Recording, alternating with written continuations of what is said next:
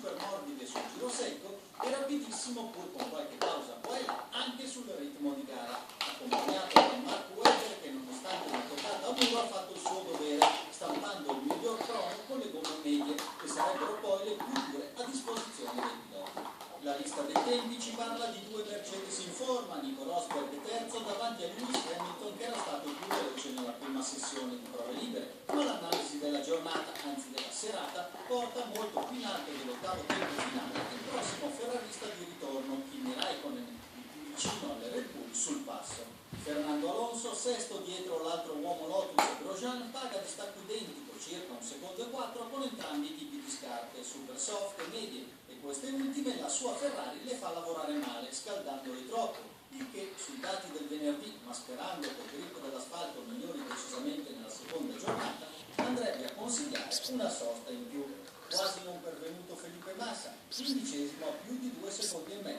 Altro che aiutare un Fernando Alonso nella difficile e quasi impossibile rincorsa.